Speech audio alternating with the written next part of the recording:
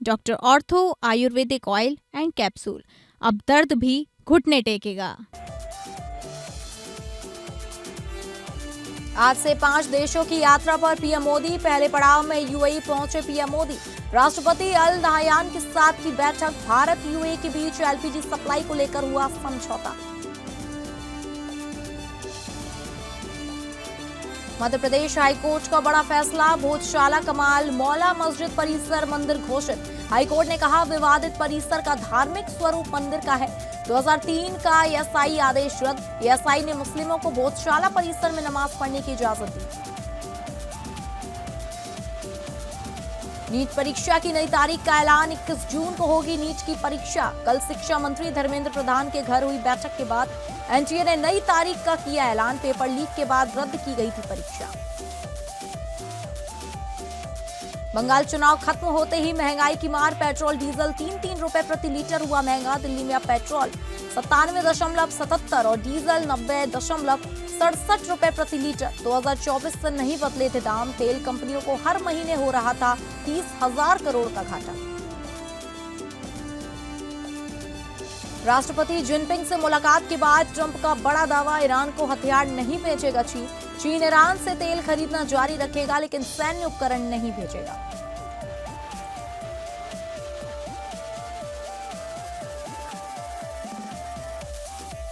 नमस्कार, आप सभी का स्वागत है और मैं हूं आपके साथ अंकिता सिंह। बुलेटिन की शुरुआत करेंगे प्रधानमंत्री के दौरे को लेकर, जहां प्रधानमंत्री नरेंद्र मोदी आज से 5 देशों की अहम विदेश यात्रा पर सबसे पहले यूएई पहुंचे। इसके बाद प्रधानमंत्री मोदी नीदरलैंड, स्वीडन, नॉर्वे और इटली जाएंगे। प्रधानमंत्री का दौरा 15 मई से 20 मई तक चलेगा, यानी 6 दिनों के लिए प्रधानमंत्री विदेश दौरे पर होंगे। इस दौरे के पहले पड़ाव में पीएम मोदी संयुक्त अरब अमीरात यानी यूएई पहुंचे हैं। अबू धाबी पहुंचने पर प्रधानमंत्री मोदी का गार्ड ऑफ ऑनर से स्वागत किया गया। रिपोर्ट्स के मुताबिक यूएई एयरफोर्स के F-16 फाइटर जेट्स ने प्रधानमंत्री के विमान को एस्कॉर्ट किया। प्रधानमंत्री मोदी और राष्ट्रपति मोहम्मद बिन जायद अल नाहयान के बीच द्विपक्षीय बैठक हुई। पीएम मोदी और यूएई राष्ट्रपति अल नाहयान की मौजूदगी में भारत और यूएई के बीच कई अहम एमओयू और समझौतों का आदान प्रदान हुआ। भारत और यूएई के बीच एलपीजी सप्लाई से जुड़ा अहम समझौता भी हुआ। समझौते में रक्षा, ऊर्जा, निवेश और इंफ्रास्ट्रक्चर सहयोग से जुड़े हैं। दोनों देशों के बीच रणनीतिक रक्षा साझेदारी के फ्रेमवर्क पर समझौता हुआ। स्ट्रेटेजिक पेट्रोलियम रिजर्व को लेकर भी एमओयू साइन किया गया। वजिनार में शिप रिपेयर क्लस्टर स्थापित करने को लेकर दोनों देशों ने एमओयू पर हस्ताक्षर किए। इसके अलावा यूएई ने भारतीय इंफ्रास्ट्रक्चर, आरबीएल बैंक और सम्मान कैपिटल में $5 अरब निवेश की घोषणा की। यूएई ने भारतीय इंफ्रास्ट्रक्चर, आरबीएल बैंक और सम्मान कैपिटल में $5 अरब निवेश का ऐलान भी किया। विदेश मंत्रालय के मुताबिक दोनों देश नेताओं ने ऊर्जा सुरक्षा, व्यापार, निवेश और वेस्ट एशिया के हालात पर चर्चा की। प्रधानमंत्री मोदी ने सोशल मीडिया प्लेटफॉर्म एक्स पर पोस्ट कर भारत यूएई रिश्तों को मजबूत और भरोसेमंद बताया। उन्होंने कहा भारत और यूएई की दोस्ती बहुत मजबूत है। मोदी ने कहा कि दोनों देश बेहतर भविष्य के लिए निर्माण के लक्ष्य के साथ मिलकर काम करते रहेंगे। यूएई ने हाल ही में दुनिया के बड़े तेल निर्यातक देश के संगठन ओपीईसी छोड़ने का ऐलान किया है। यूएई ने 2027 तक अपना क्रूड ऑयल उत्पादन बढ़ाकर 50 लाख बैरल प्रतिदिन करने की योजना बनाई है। ऐसे में भारतीय कंपनियों और यूएई की कंपनियों के बीच लंबी अवधि के ऊर्जा समझौतों पर बातचीत होने की संभावना जताई जा रही है। पूर्व भारतीय राजदूत संजय सुधीर ने एनआई से बातचीत में कहा कि वेस्ट एशिया में हालात के बीच प्रधानमंत्री मोदी का यूएई दौरा काफी अहम है। उन्होंने कहा कि यह भारत की तरफ से समर्थन का मजबूत संकेत माना जा रहा है। पिछले कुछ समय से आपसे फोन पर तो बात होती रहती थी, परंतु मैं स्वयं आपसे मिलने के लिए बहुत ही बेताब था, आतुर था। पता नहीं क्यों, लेकिन मुझे ऐसा लग रहा था कि मुझे जितना हो सके उतना जल्दी आपके पास आना चाहिए, आपको मिलना चाहिए। आज आपसे मिलकर के मुझे सचमुच बहुत खुशी हुई है। ब्रदर, जैसा मैंने आपको पहले भी कहा है, यूएई पर हुए हमलों की हम कठोर निंदा करते हैं। यूएई को जिस तरह निशाना बनाया गया है, ये किसी भी रूप में स्वीकार्य नहीं है। ब्रदर, इन कठिन परिस्थितियों में आपने जिस संयम, करेज और विजन का परिचय दिखाया है, यह बहुत ही सराहनीय है। राष्ट्रीय एकता, सुरक्षा और क्षेत्रीय अखंडता को बनाए रखने में आपके नेतृत्व में उठाए गए कदमों का हम अभिनंदन करते हैं। कठिन समय यूएई में रहने वाले भारतीय समुदाय की चिंता करने और उनकी देखभाल की, जिस प्रकार से आपने उनको अपने परिवार के सदस्य पर संभाला है, मैं यूएई सरकार का, आपका, रॉयल फैमिली का हृदय से बहुत बहुत आभार व्यक्त करता हूं। मध्य प्रदेश हाईकोर्ट की इंदौर बेंच ने धार स्थित भोजशाला कमाल मौला मस्जिद परिसर को लेकर ऐतिहासिक फैसला सुनाया है। जस्टिस विजय कुमार शुक्ला और जस्टिस आलोक अवस्थी की बेंच ने कहा कि विवादित परिसर का धार्मिक स्वरूप मंदिर का है। कोर्ट ने एएसआई के 7 अप्रैल 2003 के उस आदेश को रद्द कर दिया जिसमें मुस्लिमों को नमाज की इजाजत दी और हिंदुओं की पूजा सीमित थी। कोर्ट ने माना कि यह जगह संरक्षित स्मारक है और यहां देवी सरस्वती का मंदिर था। मुस्लिम समुदाय मस्जिद के लिए वैकल्पिक जमीन मांग कर सकता है। भारत सरकार और एएसआई मिलकर मंदिर का प्रबंधन तय करेंगे। फिलहाल एएसआई के पास ही प्रशासन रहेगा। फैसले का आधार बेंच ने कहा कि ऐतिहासिक साहित्य और पुरातात्विक सबूत बताते हैं कि यह संस्कृत शिक्षा का केंद्र था। खंभों पर देवी देवताओं की खंडित मूर्तियां मिली हैं। हिंदू पूजा की निरंतरता कभी खत्म नहीं हुई है। कोर्ट ने अयोध्या केस की मिसाल दी और कहा कि सरकार का दायित्व है कि प्राचीन मंदिरों की पवित्रता बचाए। पृष्ठभूमि हिंदू फ्रंट फॉर जस्टिस की याचिका में कहा गया कि राजा भोज ने 1034 ई में वांग देवी की मूर्ति स्थापित की थी। एएसआई के 2024 के सर्वे में मिला कि मौजूदा ढांचा मंदिरों के हिस्सों से बना है। जस्टिस शुक्ला ने 24 मार्च को खुद साइट का दौरा किया था। सुप्रीम कोर्ट ने जनवरी 2025 तक यथास्थिति रखने को कहा। यह फैसला धार्मिक स्थलों के विवादों पर बड़ा असर डाल सकता है।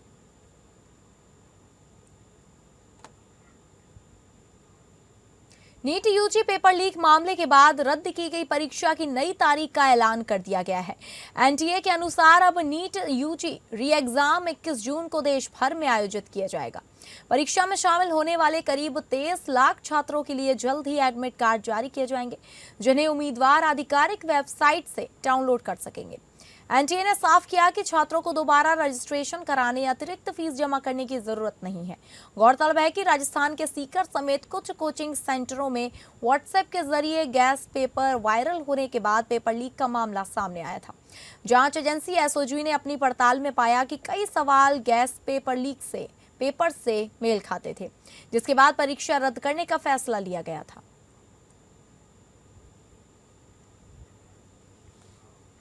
अगले साल से ऑनलाइन होगी नीट परीक्षा। नीट 2026 पेपर लीक मामले पर शिक्षा मंत्री धर्मेंद्र प्रधान ने आज प्रेस कॉन्फ्रेंसिंग की और इस दौरान उन्होंने बताया कि अगले साल नीट की परीक्षा कंप्यूटर आधारित परीक्षा होगी। केंद्रीय शिक्षा मंत्री धर्मेंद्र प्रधान ने प्रेस कॉन्फ्रेंसिंग में कहा कि छात्रों का भविष्य सरकार की सर्वोच्च प्राथमिकता है और किसी भी योग्य छात्र के साथ अन्याय नहीं होने दिया जाएगा। उन्होंने बताया कि 3 मई को आयोजित परीक्षा के बाद 7 मई तक कई शिकायतें मिली थी, जिनमें गैस पेपर के सवाल मुख्य परीक्षा से मेल खाने के आरोप लगे थे। मामले की गंभीरता को देखते हुए एनटीए, उच्च शिक्षा विभाग और जांच एजेंसियों ने तुरंत जांच शुरू की। जांच में सामने आया कि कुछ राज्यों में पेपर लीक की साजिश रची गई थी, जिसके बाद सरकार ने परीक्षा रद्द करने का फैसला लिया। शिक्षा मंत्री ने कहा कि शिक्षा माफियाओं पर सख्त कार्रवाई की जाएगी ताकि मेहनती छात्रों के अधिकार सुरक्षित रह सके। अब लाखों छात्र 21 जून को होने वाली पुनः परीक्षा की तैयारी में जुट गए हैं।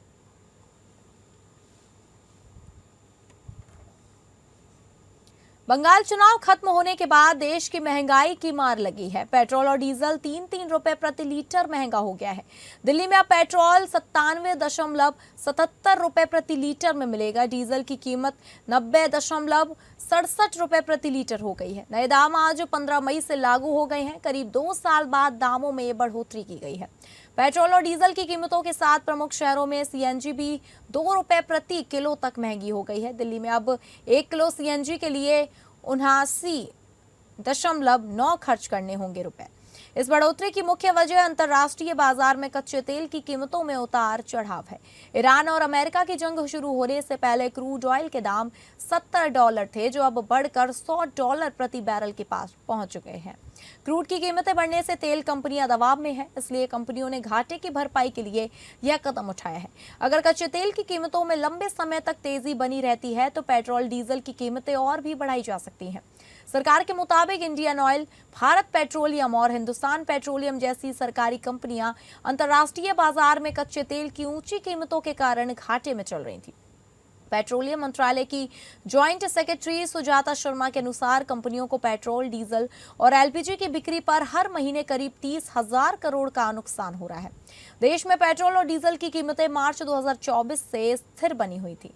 लोकसभा चुनाव 2024 से ठीक पहले सरकार ने कीमतों में 2 रुपए प्रति लीटर की कटौती कर जनता को राहत दी थी। हालांकि तकनीकी रूप से भारत में ईंधन की कीमतें विनियमित हैं और कंपनियां अंतर्राष्ट्रीय क्रूड की 15 दिनों की औसत कीमत के आधार पर हर दिन रेट बदल सकती हैं, लेकिन राजनीतिक संवेदनशीलता के कारण इन्हें लंबा समय तक नहीं बदला गया। एक्सपर्ट्स का मानना है कि 3 रुपए की यह बढ़ोतरी काफी नहीं है।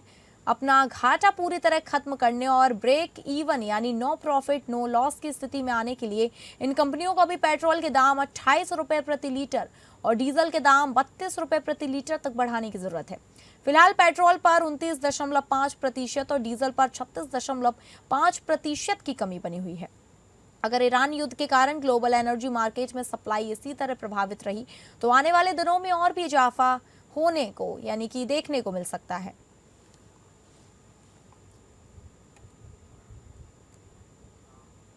पेट्रोल और डीजल की बढ़ती कीमतों को लेकर आम नागरिकों में नाराजगी देखने को मिल रही है। शहर के कई इलाकों ने ईंधन दरों में हुई बढ़ोतरी पर चिंता जताते हुए कहा कि सरकार को कीमतें बढ़ाने से पहले जनता को इसकी जानकारी देनी चाहिए ताकि लोग अपनी आर्थिक योजना बना सकें। कुछ नागरिकों का कहना है कि लगातार बढ़ती महंगाई के बीच पेट्रोल डीजल के दाम बढ़ने से रोजमर्रा का खर्च और बढ़ गया है। वहीं कई लोगों ने अंतर्राष्ट्रीय परिस्थितियों को भी इसकी वजह बताया। उनका कहना है कि ईरान और इजरायल के बीच जारी तनाव व युद्ध जैसी स्थिति के कारण अंतर्राष्ट्रीय बाजार में कच्चे तेल की कीमतें बढ़ी हैं, जिसका असर भारत में भी देखने को मिल रहा है। नागरिकों ने सरकार से पेट्रोल डीजल की कीमतों पर नियंत्रण रखने और आम जनता को राहत देने की मांग की है। मोटर मारने वाले, स्विगी मारने वाले, जोमेटो मारने वाले, उसके हिसाब से फिर भी 4 रुपये पेट्रोल का रेट मजबूरी है, भरना पड़ रहा है। ठीक है, वो काम तो मोदी सरकार कर रही है, अच्छा ही कर रही है, कुछ तो सोचा होगा उन्होंने, तो ठीक है। बट मोदी सरकार को सपोर्ट तो करेंगे ही हम, उसमें कोई डाउट नहीं है कि उन पर बड़ा है, अभी झेल लेंगे और कुछ नहीं, छोटी मोटी तकलीफ है कर लेंगे। तो ये इमीडिएटली आकर ये जो बोल रहा है कि 5 रुपया 4 रुपया जो बढ़ाएंगे और गोल्ड जो है वो भी, सोना का भी प्राइस बढ़ गया है, ये जो सरकार है ये सही सरकार नहीं है और इसके लिए पब्लिक को एक आंदोलन करना चाहिए। उत्तर प्रदेश के मुख्यमंत्री योगी आदित्यनाथ आज महाराजगंज जनपद के दौरे पर पहुंचे। नौतनवा विधानसभा क्षेत्र में भारत नेपाल अंतर्राष्ट्रीय सीमा पर स्थित एक स्थल पर मुख्यमंत्री ने 208 करोड़ रुपए से अधिक की लागत वाली 79 विकास परियोजनाओं का लोकार्पण और शिलान्यास किया। इसके बाद उन्होंने एक जनसभा को भी संबोधित किया।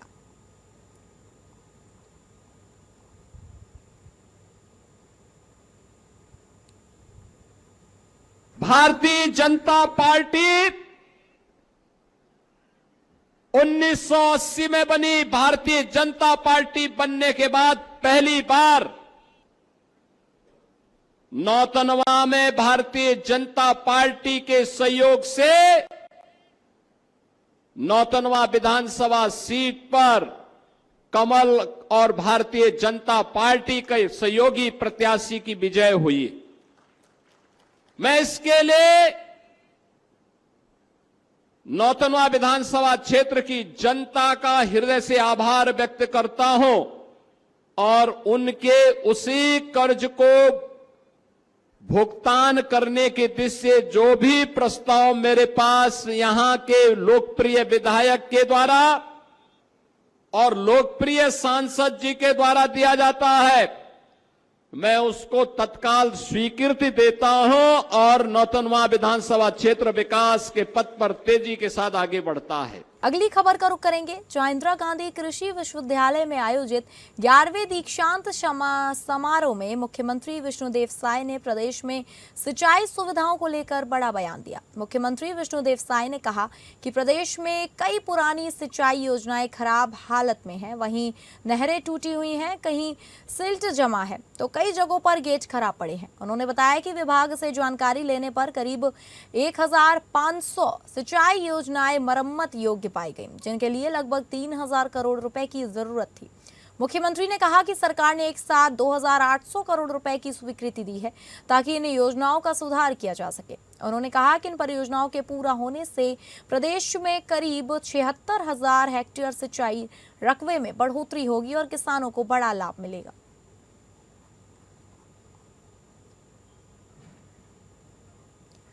उत्तर प्रदेश में जनगणना 2027 का पहला चरण 22 मई से शुरू होने जा रहा है। इससे पहले नागरिकों के लिए 7 मई से 21 मई तक खुद ऑनलाइन डेटा भरने का विकल्प भी दिया गया है ताकि कर्मचारियों का बोझ कुछ कम हो सके। ये विश्व की सबसे बड़ी प्रशासनिक एक्सरसाइज है।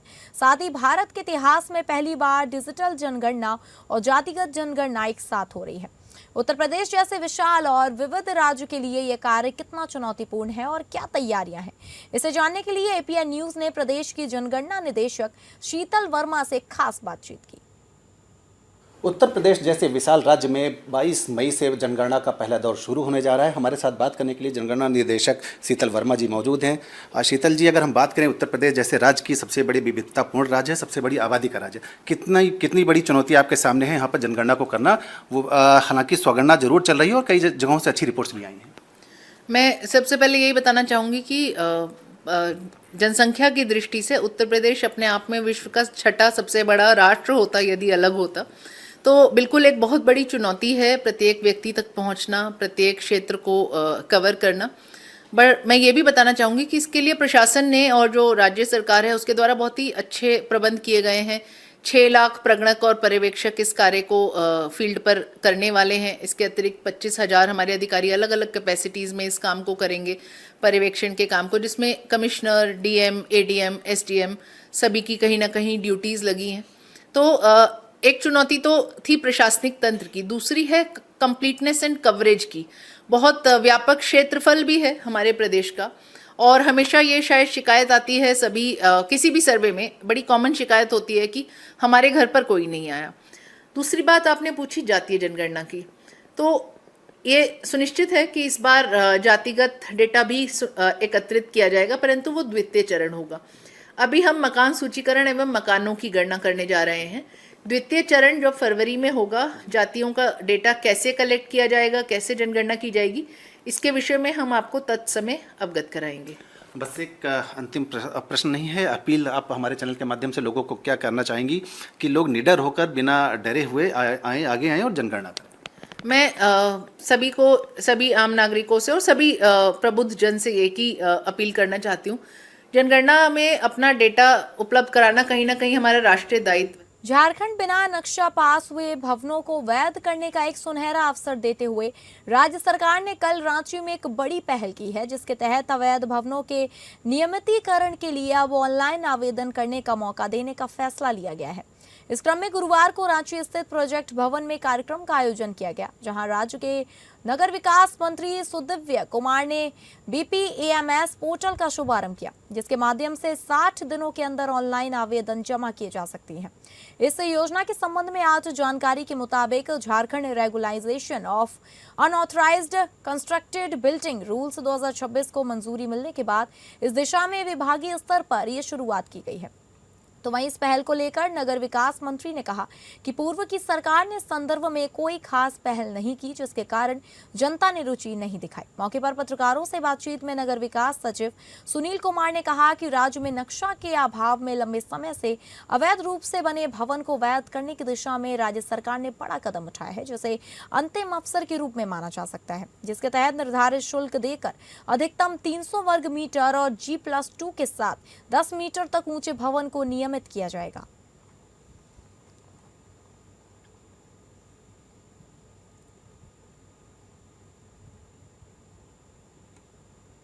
पे समुचित प्रकार से पालन नहीं कर पाए, और जिन उन पॉइंटों को हम लोग इग्नोर कर सकते हैं उसके संबंध में काफ़ी डिटेल में बताया कि आपको जो ये किसके लिए लागू है, 10 मीटर से ऊपर ना हो मकान आपका, G+2 के से ऊपर ना हो, और 300 स्क्वायर मीटर का जो आपका प्लॉट साइज है वो होना चाहिए। तो उस बेसिस पे ही मतलब आप इसके लिए एलिजिबिलिटी होंगे, एलिजिबिलिटी क्राइटेरिया पे आप शामिल होंगे। साथ ही साथ इस पे मैं ये भी कहना चाहूँगा कि इस पे सरकार का उद्देश्य ये नहीं है कि एक तरह से अनियमित निर्माण को हम लोग बढ़ावा दें। झारखंड में क्रिकेट प्रेमियों और प्रतिभावान खिलाड़ियों के लिए एक बड़ी खुशखबरी के साथ साथ क्रिकेट में अपने भविष्य को संवारने का एक बेहतरीन अवसर लेकर आ रहा है झारखंड T20 क्रिकेट लीग, जिसकी शुरुआत आगामी 20 जून की तारीख से की जाएगी। आपको बता दें कि यह आयोजन IPL के तर्ज पर ही किया जाएगा, जिसे लेकर कल शाम रांची में कार्यक्रम के तहत विनिंग ट्रॉफी का अनावरण भी किया गया है।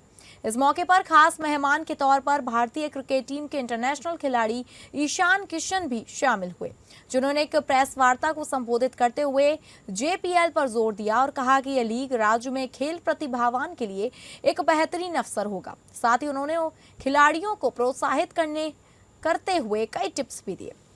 वहीं इस कार्यक्रम में उपस्थित JSCA के अध्यक्ष अजय नाथ शाहदेव ने भी कई महत्वपूर्ण घोषणाएं की।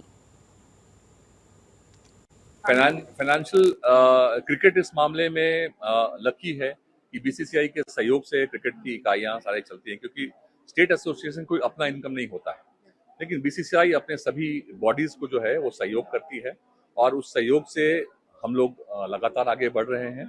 और मुझे लगता है कि स्टेट गवर्नमेंट्स भी जो है वो भी हम लोगों को क्रिकेट के नाते जब भी कोई अंतर्राष्ट्रीय मैचेस होते हैं तो उसमें वो लोग हमेशा सुरक्षा के नाते और हमेशा सहयोग करती आ रही है और हमें कहीं किसी से कोई शिकायत नहीं है। अगर IPL में भी 10 टीम है, अगर इंडियन 20 लड़के एक टीम में भी खेल रहे हैं तो 200 बच्चों को अपॉर्चुनिटी मिल रहा है अपने आप को शो करने का, किसमें क्या प्रतिभा है। आप देखते होंगे बहुत ऐसे प्लेयर हैं। There's no point adding pressure to yourself. Pressure तो आएगी, कोई भी बैट्समैन हो, but at the same time everyone needs to enjoy the pressure. तो pressure आपकी इसको enjoy करना सीखना।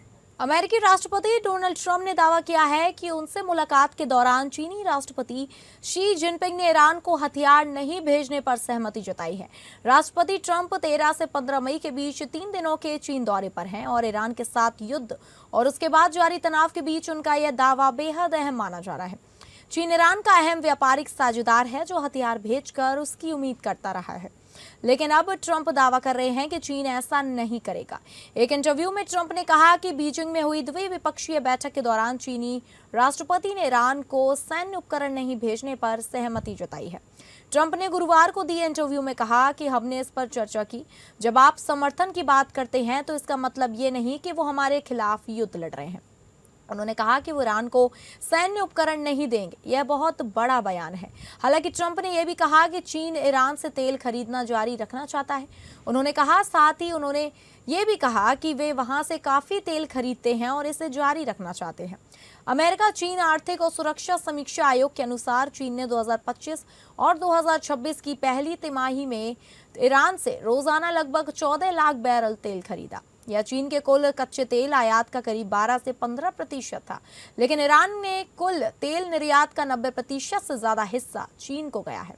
इंटरव्यू में ट्रंप ने यह भी दावा किया कि चीनी राष्ट्रपति ने अमेरिकी विमान निर्माता कंपनी बोइंग से 200 विमान खरीदने पर सहमति जताई है। ट्रंप ने कहा, आज उन्होंने एक बात पर सहमति दी है, वो 200 विमान ऑर्डर करने जा रहे हैं। यह बहुत बड़ी बात है बोइंग के लिए। उन्होंने आगे कहा, 200 बड़े विमान, यह बहुत सारी नौकरियां पैदा करेगा। बोइंग 150 विमान के ऑर्डर चाहता था, लेकिन उन्हें 200 का ऑर्डर मिला। इससे पहले अमेरिकी ट्रेजरी सेक्रेटरी स्कॉट बेसेंट ने भी बोइंग विमानों के बड़े ऑर्डर का संकेत दिया है। उन्होंने CNBC से कहा कि मुझे लगता है कि गुरुवार सुबह हम बोइंग के बड़े ऑर्डर देखने जा रहे हैं। बोइंग के CEO कैली आर्टबर्ग भी ट्रंप के साथ चीन यात्रा पर गए हैं।